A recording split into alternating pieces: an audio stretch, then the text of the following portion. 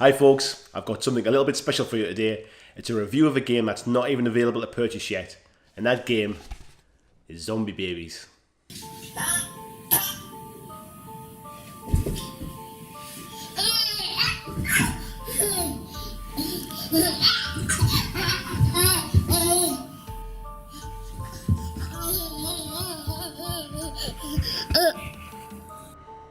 Back in late May, we interviewed the guys from Honeysuckle Games at the UK Games Expo, and you can see that here.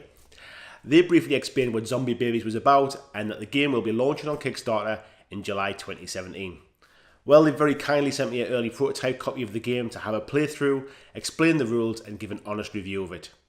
Please note this is a prototype copy, so some of the design and components may change a little, however the basic mechanics and the rules of the game should still be the same as you see here. Zombie Babies is a character building card and dice game that's suitable for 2 to 4 players. It's recommended for ages 14 plus and plays in approximately 30 to 45 minutes. The theme of the game is that you play the part of a baby in a nursery. Just as you go down for your afternoon nap, you hear screams. The nursery has been overrun by zombie babies who've eaten all of the grown-ups.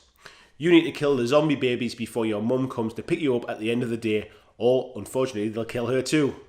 You'll need to use your strength, intelligence, bravery, and maybe a weapon or two to battle your way through the zombie horde before finally defeating the zombie baby boss.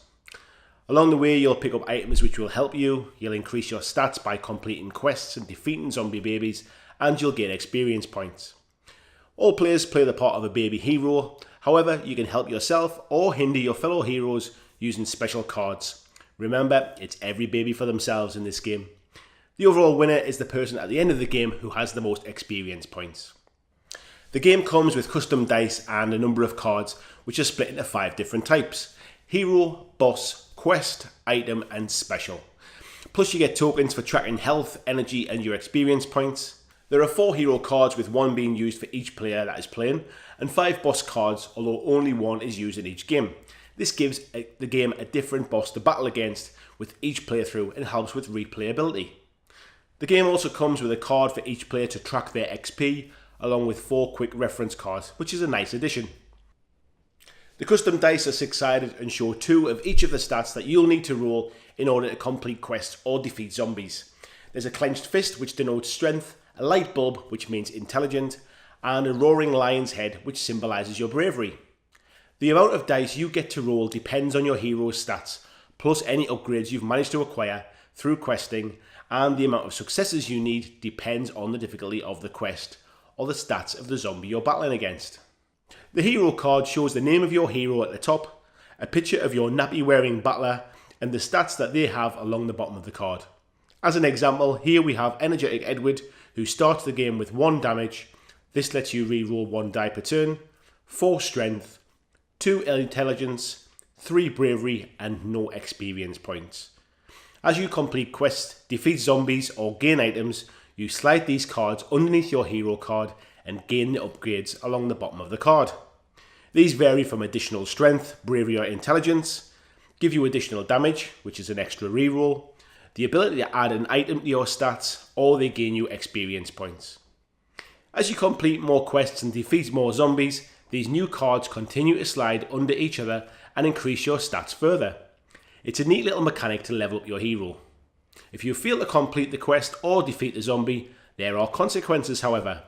You may lose energy, health, or even some of your upgraded stats, so choose your battles wisely. Quest cards come in one of 2 forms, either a zombie baby to fight against or a quest to improve your stats. You battle against them in the same way however. The box in green shows what you need to achieve on your dice rolls to complete the quest. Some of the easier ones may see you having to roll 1 successful strength symbol on the dice, whereas others will see you having to roll 3 bravery and then an additional strength symbol. The way this is handled is you look at your hero's stats. In Energetic Edward's case, he has 3 bravery as standard. This means you can roll 3 dice and need to get 3 bravery symbols.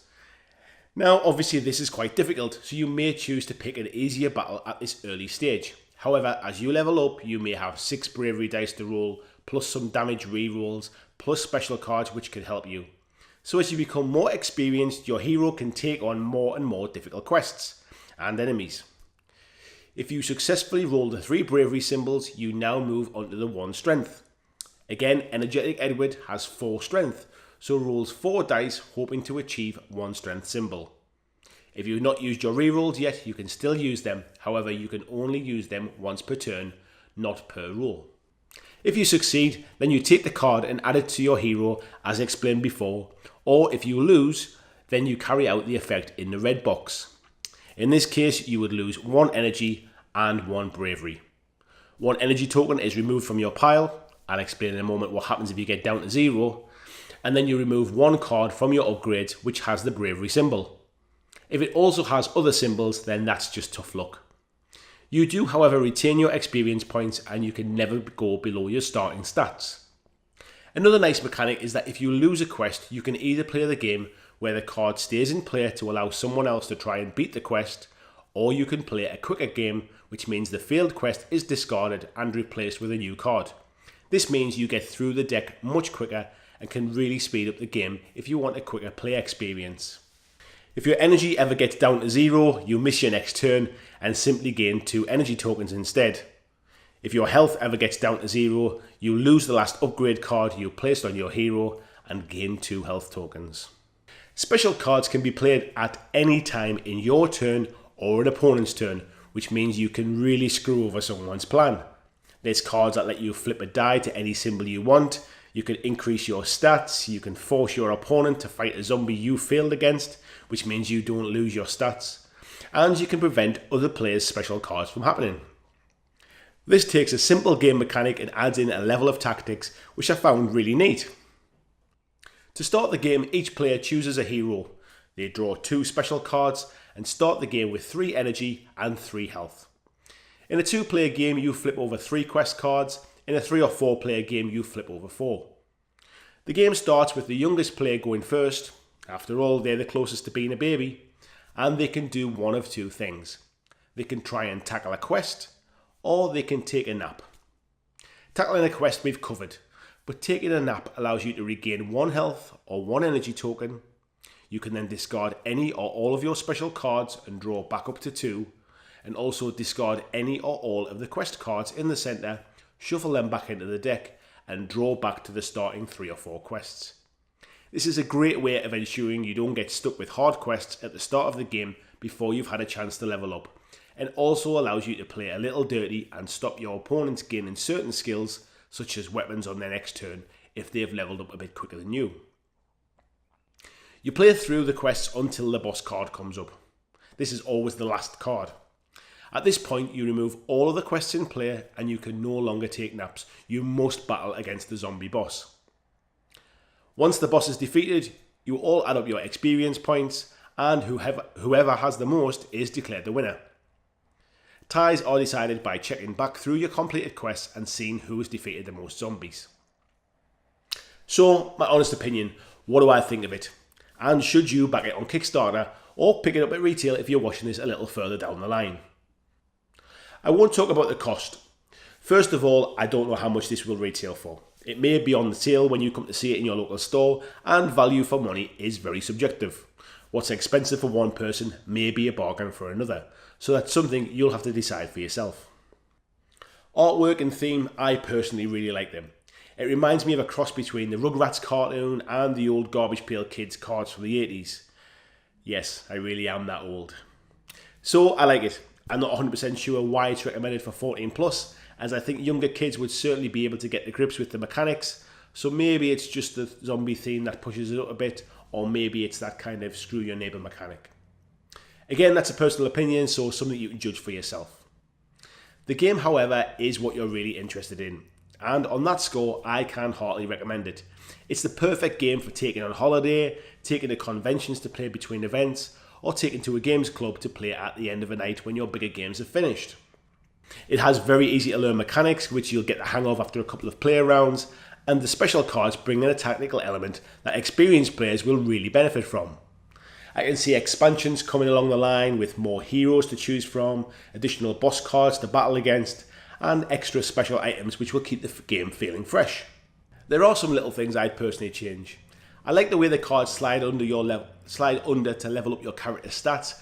However, in one very successful game, I found that the line of cards getting longer and longer than the space I had available. And maybe if the stats were on the right hand side of the card so that it leveled up horizontally, this may help.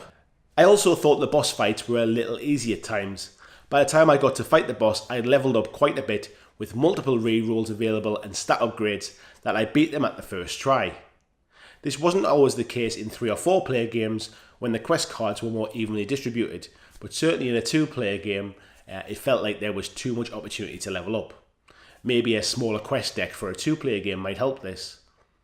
I also thought that tracking XP was a little bit complex too. So if you lost a card through by failing a quest, you had to keep that card to one side to keep a track of your XP.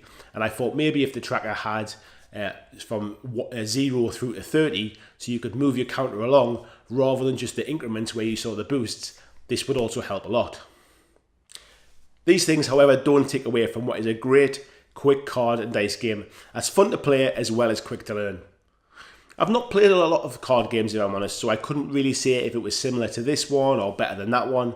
However, I think you should take the positive of that as someone really new to card games. I very much enjoyed this and will be certainly playing it again with my friends and family. This weekend, for example, in preparation for this review, I started playing the game with my wife. One of my sons came and joined us in the second and third games, and then my other son came and joined me for the fourth game. And between the 4 of us, we really did have a good laugh. So I'd experienced it right the way from 2-player all the way through to a 4-player game. If you want to find out more or back the game, then head over to the Kickstarter page, which I'll link below once it's live. Thanks for watching, and I'll see you again in the next video.